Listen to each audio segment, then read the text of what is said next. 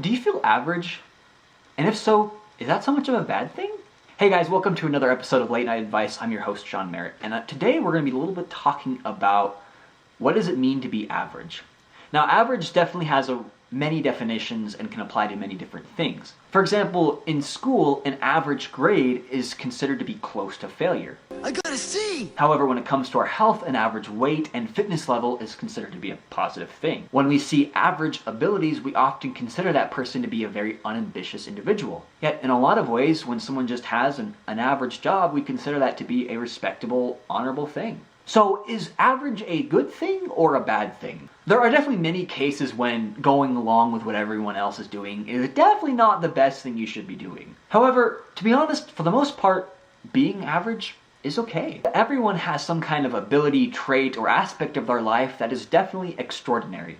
And yes, some are definitely easier to see than others. And just for everything that we're absolutely great at, there are just as many things, if not more, that we're just average at, if not absolutely terrible at. Being average can be the most frustrating when we look around at everyone else and we just see how ordinary our lives actually are. We're not traveling the world or starting a business while we're in college or getting a prestigious job at this awesome new company or going to Yale or Harvard. For the most part, we're just ordinary. I mean, I'm just Harry. Just Harry.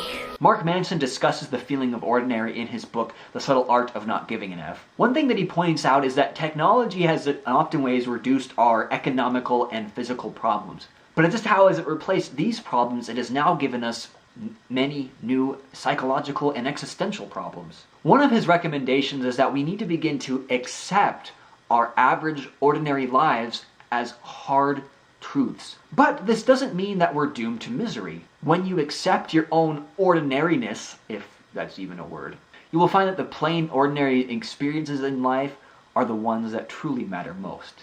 For example, there's a man that you may or may not heard of named Pete Best. He was the original drummer for the Beatles before the Beatles got famous, and essentially got kicked out of the Beatles because the other members didn't particularly like his style. Many years after this occurred, Pete Best was in an interview and he reported saying that he was better off without the Beatles. There was no great redemption story of him joining a new band or doing some other amazing thing. He had settled down with a family, with a normal job, and an ordinary life.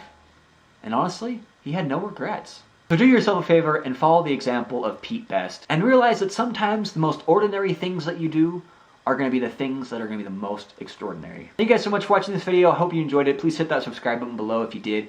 And I look forward to talking to you guys some more. Please, again, if you haven't joined the Facebook group, right in the description below, and I look forward to talking to you guys more there. Please also leave a comment regarding some ideas that you would like to see in an upcoming video.